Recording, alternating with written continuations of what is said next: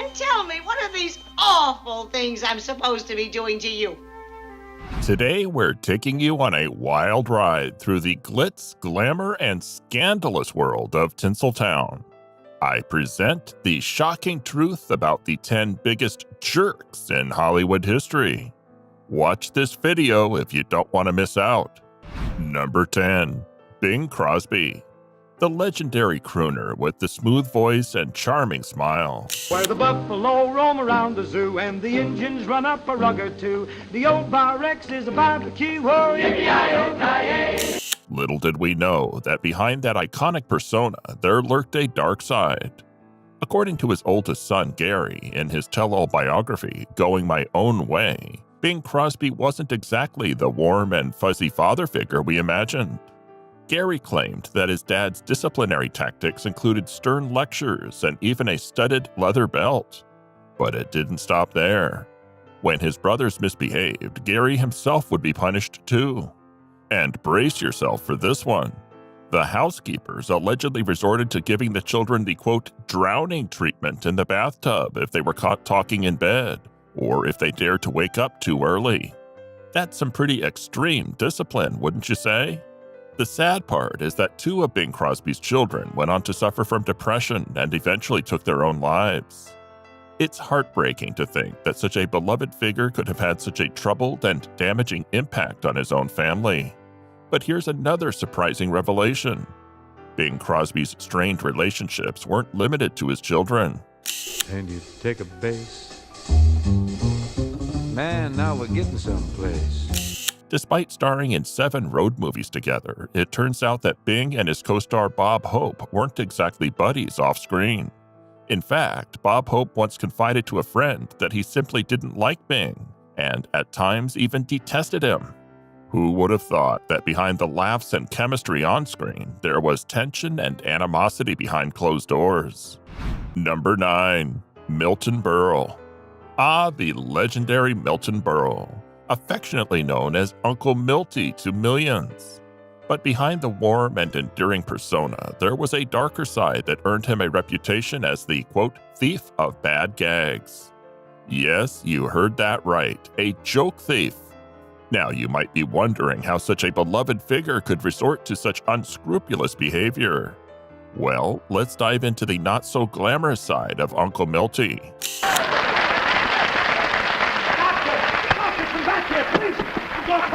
I'm going crazy. I saw. Back in 1993, at the MTV Video Music Awards, the iconic drag queen RuPaul decided to call him out. It seems like their on-camera camaraderie was merely a facade, as behind the scenes, they didn't exactly get along swimmingly. RuPaul's attempt to pass the torch to the comedy veteran turned awkward when things went off script, leading to a strained professional relationship and RuPaul's eventual departure from MTV.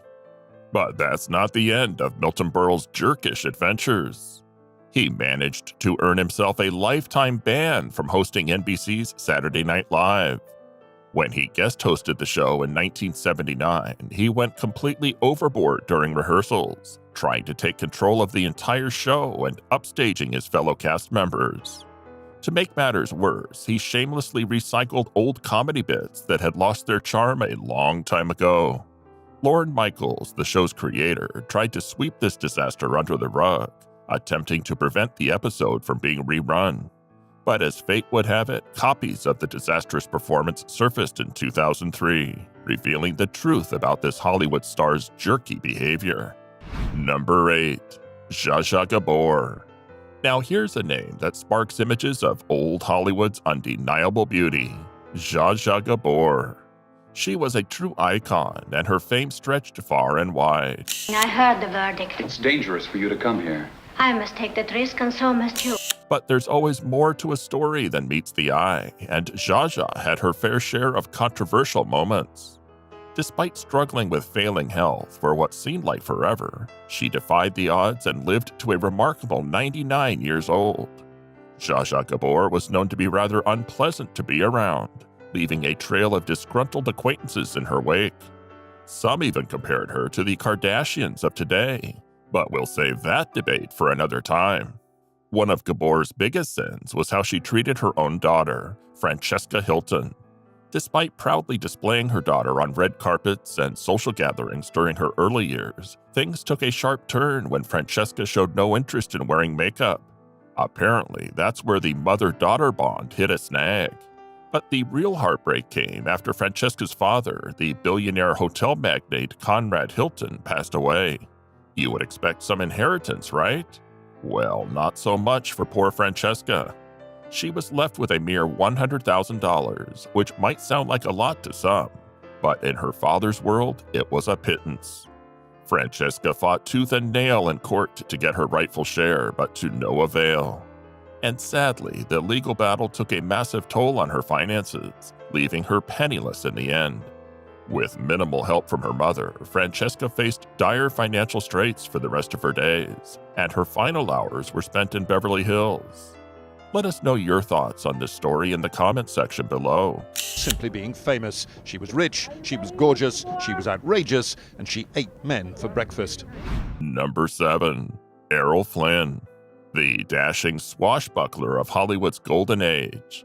With his devil-may-care attitude and undeniable charm, he seemed like the epitome of a leading man. But as they say, truth can sometimes be stranger than fiction, and Flynn's life was no exception. Call me irresponsible. In 1980, Charles Hickham's biography, Errol Flynn, The Untold Story, dropped like a bombshell, making some shocking allegations about the legendary actor. Hickam claimed that Flynn had multiple same-sex affairs and even went so far as to accuse him of being a Nazi sympathizer. Can you imagine?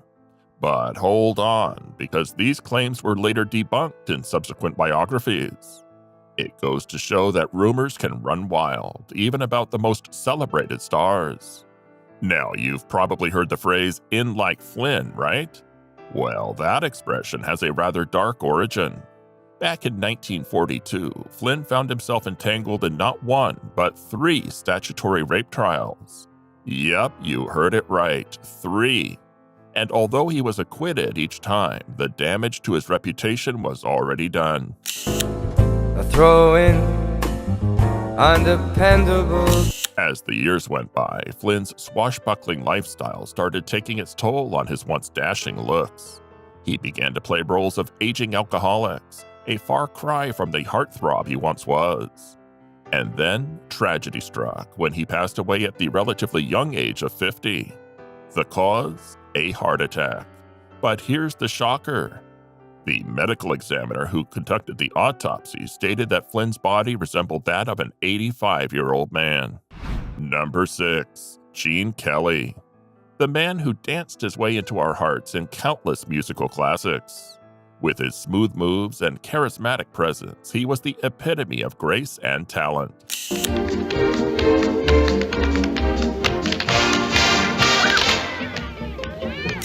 Legend has it that when the stunning dancer Sid Charisse returned home from the MGM lot covered in bruises, her husband immediately assumed she had been working with none other than Gene Kelly. Now, you might think it's just a case of being a bit too rough during dance rehearsals, but it seems there could be something darker lurking beneath the surface. In 1970, reports emerged that Kelly had made a rather controversial donation. Brace yourselves, because it was said that he donated money to none other than the Provincial Irish Republican Army, IRA. Yes, you heard that right. It was claimed that Kelly met secretly with IRA leader Cathal Golding during an underground fundraising mission in the USA and handed him a check for a whopping £20,000. And if that wasn't enough, it's rumored that Kelly even said, quote, "This money is for guns. I certainly don't want it going to any do-gooders." Now, before we go any further, let's hear the other side of the story. Gene Kelly's widow, Patricia Ward Kelly, vehemently disputes these allegations. According to her, these claims surfaced only after her late husband's passing. She asserts that while he was proud of his Irish heritage, he simply didn't have much money to spare, and violence was not in his nature. Well, it's time to talk about another Hollywood icon who stirred up quite a bit of controversy with his off-screen beliefs. That's right, we're talking about none other than number 5, John Wayne. The tough-as-nails cowboy who won the hearts of millions with his rugged charm and memorable performances. Yeah, there's that. But mostly it's money. But hold on tight, because behind that heroic facade, there were some dark and divisive opinions. In his early career, John Wayne surprisingly referred to himself as both a socialist and a liberal. But as time went on, his political views took a sharp turn to the right. He supported Barry Goldwater, who voted against the Civil Rights Act in 1964. And don't forget this. In a 1971 Playboy interview, Wayne made some highly controversial remarks. He professed his belief in white supremacy and shockingly stated that African Americans shouldn't hold office until they were, quote, educated to a point of responsibility. Wayne didn't stop there. He was also openly vocal against homosexuality. He condemned films like Suddenly Last Summer as, quote, too disgusting even for discussion, and labeled Midnight Cowboy as, quote, perverse. But here's a twist. Despite his anti-homosexual stance, Wayne formed an unexpected friendship with Rock Hudson during their time co-starring in The Undefeated, and they remained close until Wayne's death in 1979. Now, it's no secret that John Wayne's views haven't aged well, and they continue to spark controversy even today. Some film school students can't help but walk out of class when his movies are screened. And there are even calls to remove his name from the Orange County Airport by Democratic leaders.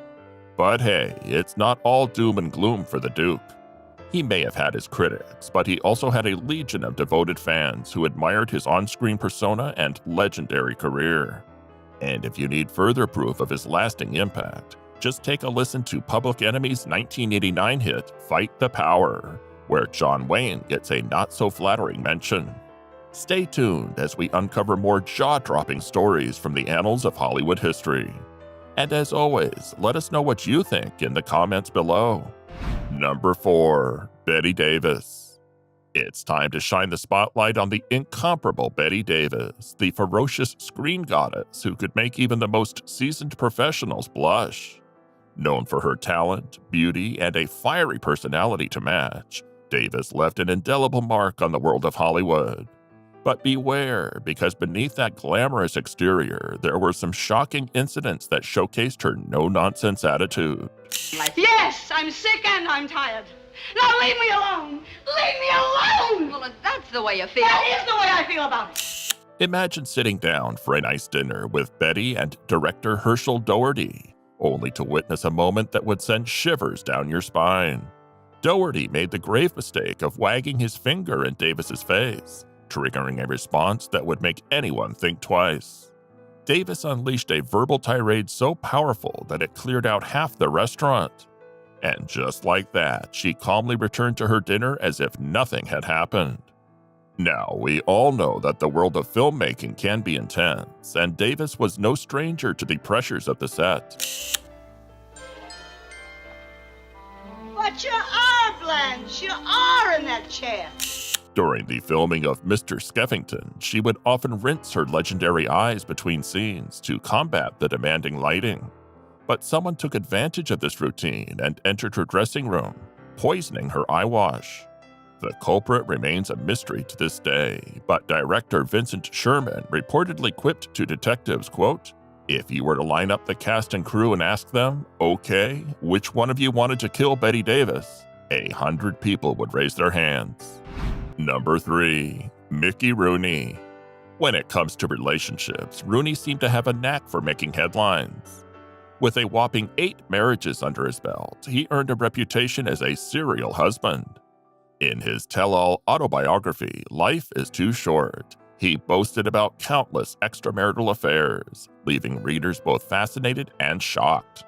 Notably, his affair with Norma Shearer, which caused complications during the production of Marie Antoinette, drew the ire of MGM studio head Louis B. Mayer. Rooney's indiscretions were just the tip of the iceberg, as he also made salacious claims about his first trip to a bordello with his mentor Milton Berle, and witnessing Tallulah Bankhead in a lesbian encounter. It seems that Rooney was no stranger to controversy, often finding himself entangled in the web of Hollywood gossip.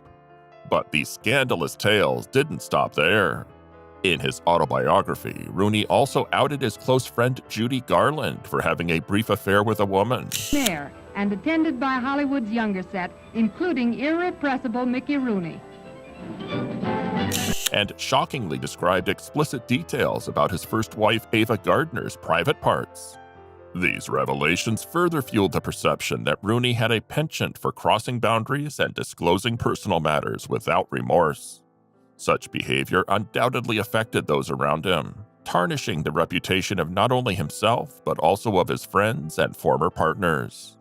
In 2019, Hollywood journalist Craig Bennett added fuel to the fire with his book, True Confessions of a Shameless Gossip. Bennett's claims painted Rooney as an abrasive and rude individual, notorious for his behavior both on and off screen. The most shocking allegation involved a 14-year-old Elizabeth Taylor, with Rooney allegedly engaging in a relationship with her during the filming of National Velvet when he was 24.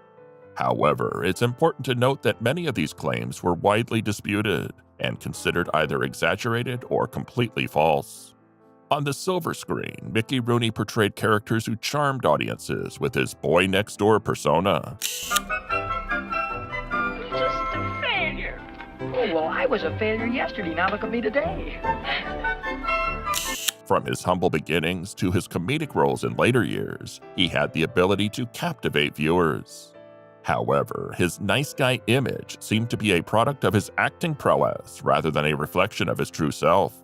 Rooney's later years were marked by an eccentricity that embraced self-mockery, allowing him to poke fun at his own persona in projects like The Simpsons. In his final act, Rooney released his autobiography, raising expectations among fans eager to unravel the twists and turns of his career. However, instead of an insightful account of his professional journey, the book largely delved into his sexual exploits, engaging in what can be seen as slut-shaming by today's standards. Number 2. Joan Crawford.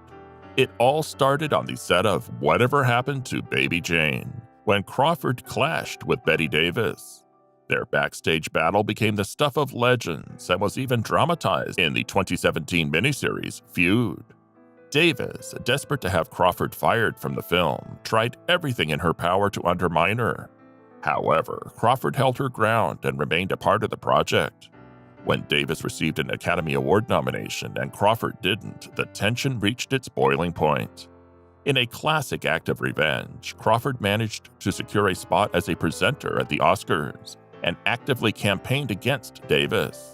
When Anne Bancroft won the Best Director Award for The Miracle Worker in 1963, Crawford shockingly accepted the trophy on Bancroft's behalf. It was a calculated move to steal Davis's spotlight and further escalate their bitter rivalry. Hollywood drama at its finest. In 1978, her adopted daughter, Christina Crawford, published a tell-all book titled Mommy Dearest, revealing a lifetime of alleged abuse. While some of Crawford's other children denied experiencing abuse, and some of her friends defended her, Crawford's alcoholism, jealousy, and obsession with cleanliness were widely known in Hollywood circles. Rumors even circulated about a one-night stand with Marilyn Monroe, and she was named, quote, the other woman in multiple divorces. Christina Crawford's book shed light on the troubled upbringing she endured. Oh, I'm so happy for them. I don't know Claiming that her mother adopted children as nothing more than a publicity stunt, Christina described a childhood spent mostly in boarding schools. Shockingly, Crawford is said to have illegally adopted her children through back channels, and one birth mother even attempted to reclaim her child shortly after Crawford brought them home. In death, Crawford left behind a substantial $2 million estate. However, her will excluded her adopted children, Christina and Christopher, leaving them with nothing, while two other adopted children inherited $77,500 each. Number 1. Charlie Chaplin. Let's talk about the legendary Charlie Chaplin, the iconic figure who revolutionized cinema and left an indelible mark on the world.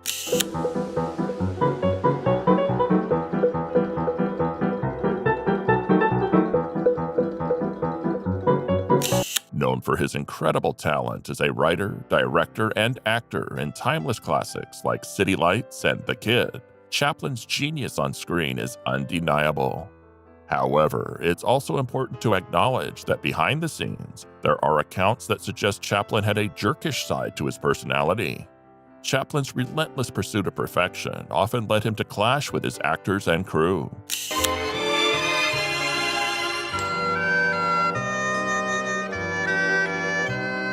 He was notorious for his demanding standards and would become hostile if they didn't meet his expectations. Stories of unnecessary firings, verbal abuse, and frequent tantrums have been shared by those who worked with him.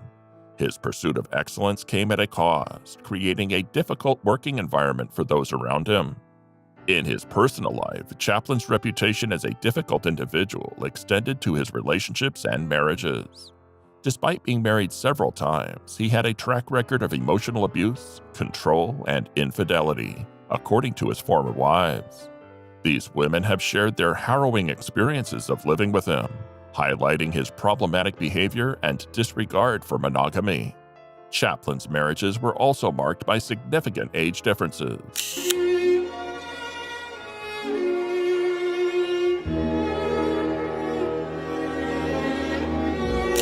He married his first wife when she was only 17 years old, and his second wife at the age of 16.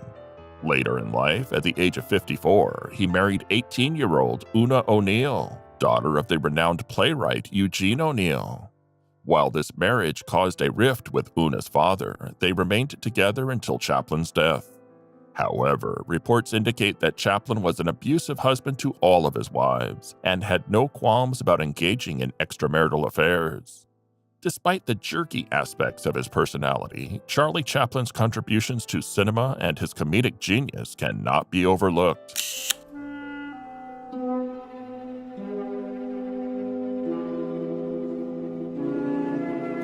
His silent films spoke volumes, entertaining and captivating audiences worldwide. Chaplin's legacy is a complex one, showcasing both his brilliance on screen and the darker aspects of his personal life. Now it's your turn. Who would you vote as the biggest jerk in Hollywood history? Leave us your thoughts in the comments below. And don't forget to subscribe and hit that bell icon for more intriguing Hollywood content. Thanks for watching.